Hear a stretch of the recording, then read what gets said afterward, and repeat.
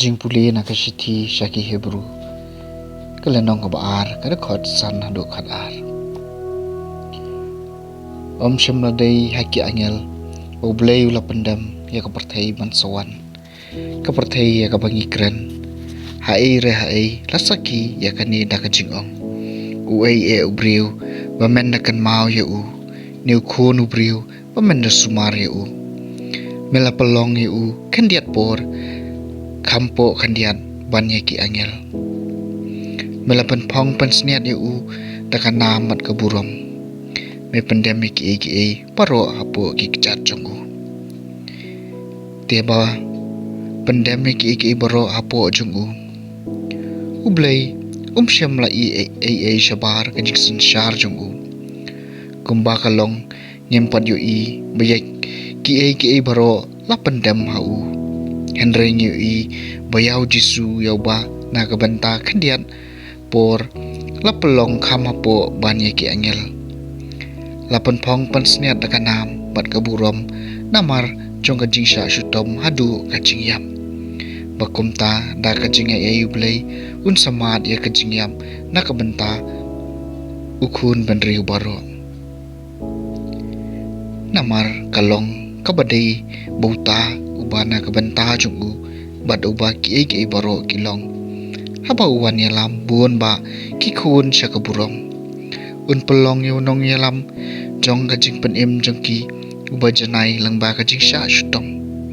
Namar uta uba pen kentang bad kita kibasya pen kentang baro kidon uju ukpa. Namar kata leran ban khot yaki kipara da kabauong ngan pen bena ya ka kerteng jong mi haki para jonga hapeng kajing lang pai ba ngan ruai ya ro ya mi ka ketien jong utrai.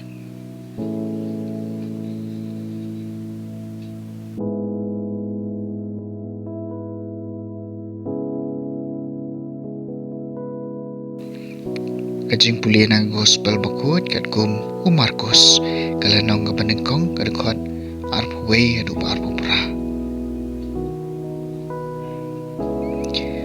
Uji su la leirong hakasinekong hakaperna hakasi sabat badulahi kai kibriu kilas ngapulai kajing kai jongu namar ulahi kai yaki kum ubadon kabor kai iktiar bad dei kum kistat an hakatahi kapor ladon hakasinekok jongki ubriu badon yomen sim bamkhud bad ulakan kerkan mekwa ayu bad ngi ko Jisu na Nazaren hatu melawan ben penjot yangi ngatem medeu melong bakhud jong blay Henry Jisu la tumok ong sengam jar batumi no ana tiu men sim baman ula perkhat yuta ubriu bad aga bakarkat jam ulami no ana bad baro kila lengo ngan bad kumta kila sedang men kali paramaki kai kani kajing kai ka batamai